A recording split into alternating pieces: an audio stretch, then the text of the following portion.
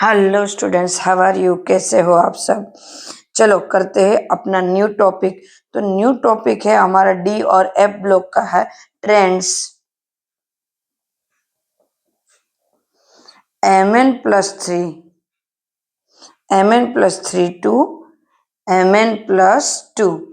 अब देखो mn+3 से mn+2 में किस तरह से स्टेबल है उसको यहाँ पे देखना है। मतलब +3 कॉन्फ़िगरेशन से +2 m+3 से m+2।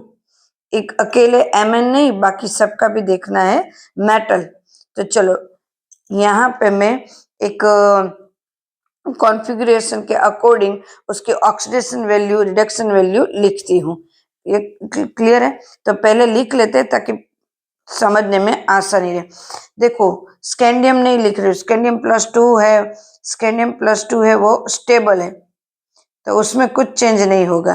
तो +2 +3 की कंपैरिजन लिखते हैं यहाँ पे। Titanium, vanadium, chromium, manganese, Fe, iron, cobalt, निकल, कॉपर। वैसे तो जिंक भी नहीं होगी, जिंक भी +2 है, पर कॉपर का तो ठीक है। चलो ये तीनों का वैसे तो नहीं होगा। देखो यहाँ पे +2 और +3 कॉन्फ़िगरेशन में लिखते हैं।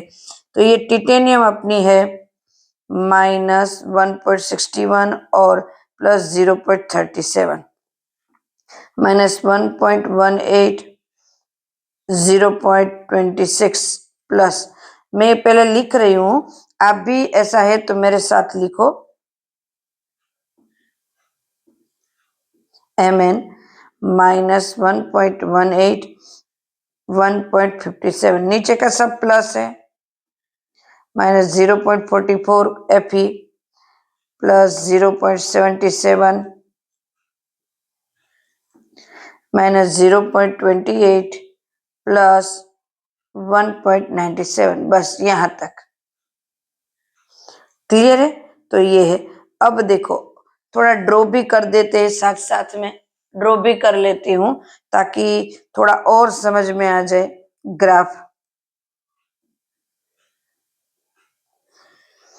टिटेनियम, वेनेडियम, क्रोमियम,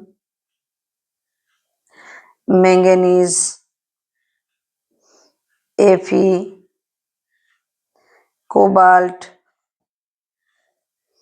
निकल, कॉपर एंड जिंक। अब देखो यहां से टिटेनियम से मैं स्टार्ट करती हूँ, फिर मैं उसके नंबर भी लिखती हूँ। क्लियर है?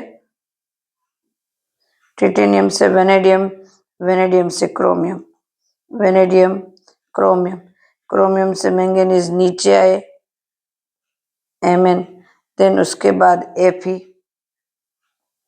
फिर से ऊपर गए, फिर से Fe से कोबाल्ट, कोबाल्ट से निकल, बट उनका कैलकुलेटेड अलग होता है। कॉपर हाई, हाई से जिंक Zn। तो Zn जो है, जो देखो ये जो है यहाँ पे 2, यहाँ पे 1.5, वेनेडियम पे 1, क्रोमियम पे 0.5 है ना, यहाँ पे 0, और ये जिंक कॉपर पे 0.5 हो गए इस तरह से। क्लियर है? तो ये ऑब्जर्व है और ये कैलकुलेटेड है। देखो अब हमने ड्रॉ कर लिया। सबसे पहले ड्रॉ करने से क्या हमें पता चलेगा? तो क्या हमें पता चलेगा उसकी रिडक्शन वैल्यू। अब यहाँ पे क्या लिखने वाले? Reduction value. तो सबसे पहले हमें ये देखना है कि ये जो Mn+3 से Mn+2 हो रहा है वो किस किस के ऊपर डिपेंड है। तो क्या? आयोनाइजेशन, आयोनाइजेशन के ऊपर डिपेंड है, और हाइड्रेशन, उसका हाइड्रेशन किस तरह से, उनके ऊपर डिपेंड है। एंड देन उसके बाद उसका है हाइड्रेशन, आयोनाइजेशन एंड सब्लिमेशन, इनके ऊपर डिपेंड है कि ये किस तरह से मतलब स्टेबल रहेंगे या नहीं रहेंगे, एंड देन उसके बाद डी ऑर्बिटल्स में किस तरह से वर्क कर रहे उसके ऊपर डिपेंड है। क्लियर है? अब देखो मैं एक एग्जांपल थ्रू हम लेते हैं। पहले वेनेडियम लेने से पहले क्रोमियम ले लेते ताकि बाकी का सब आपको समझ में आ जाए। बराबर है? अब देखो क्रोमियम की बात करो तो क्रोमियम +3 है वो +2 से ज्यादा स्टेबल है। क्यों है वो हम समझते हैं सबसे पहले। तो कि क्रोमियम की कॉन्फ़िगरेशन देखते जाए। क्रोमियम +2, क्रोमियम का नंबर है बराबर है 24। बाकी सब बाद में देखते हैं ताकि इनका देखे तो बाकी सबका पता चल जाएगा।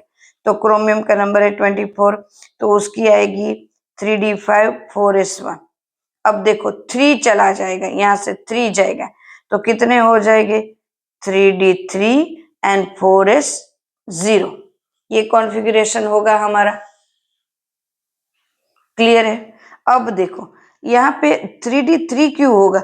हम तो जानते हैं कि 5d0 d5 और d10 है वो स्टेबल है। क्लियर है? बट यहाँ पे 5 में 1 2 3 4 5, तो यहाँ पे 3 जब भरेंगे, इसमें 1 इसमें 2 इसमें, तो यहाँ पे T2GNEG हमारा ये है। याद आ रहा है कुछ? तो कि इस तरह से यहाँ पे थोड़ा सा स्प्लिटिंग जैसा है।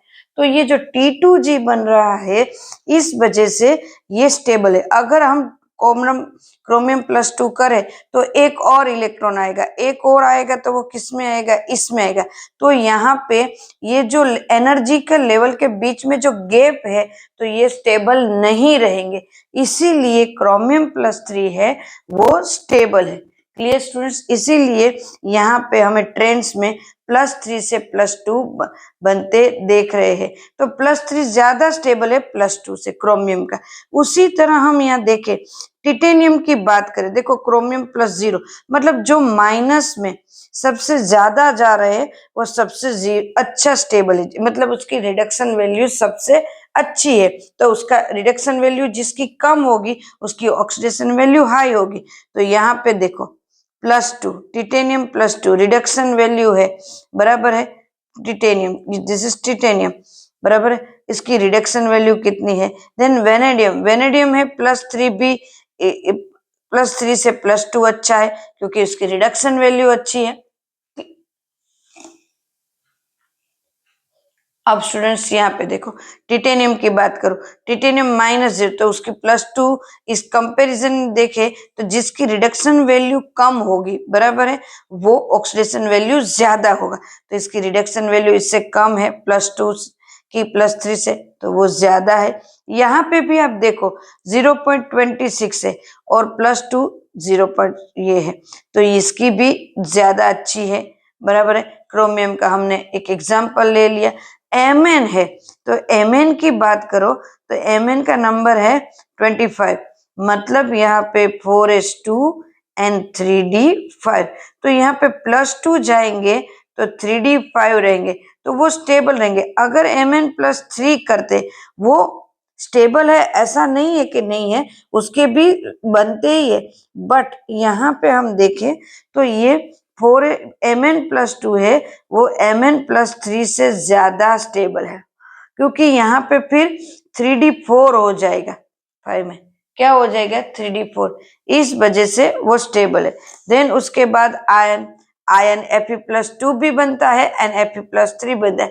Fe+2 भी वाले भी देखते हैं और Fe+3 वाले भी मिले क्योंकि Mn का है 26 नंबर, Fe+3 n+2, तो Fe का नंबर है 26, 3d6 4s2, तो 4s2 में जाएंगे तो यहाँ 3d6 रह जाएंगे तो Fe+2 भी है एंड +3 बनाने के लिए यहाँ 3d5 बनेंगे।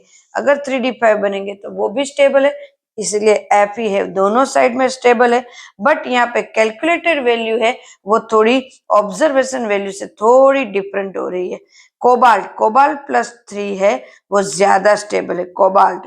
कोबाल्ट का नंबर क्या है 27 स्टूडेंट्स, तो यहाँ पे 3d7 एंड 4s2 है, तो 4s2 है वो जा रहा है 3d7, बट यहाँ पे अगर एक इलेक्ट्रॉन और चला जाता है तो कोबाल्ट +3 है, उसकी ऑक्सीडेशन वैल्यू हाई है, रिडक्शन वैल्यू कम है, तो कोबाल्ट +3 है वो ज्यादा स्टेबल है। स्टूडेंट्स हम यहाँ पे देख सकते हैं कोबाल्ट के लिए। क्लियर है स्टूडेंट्स, कोबाल्ट किस तरह से है, क्रोमियम किस तरह से। मुझे नहीं लगता कि ये बहुत ही इजी तरीके से मैंने यह समझाया।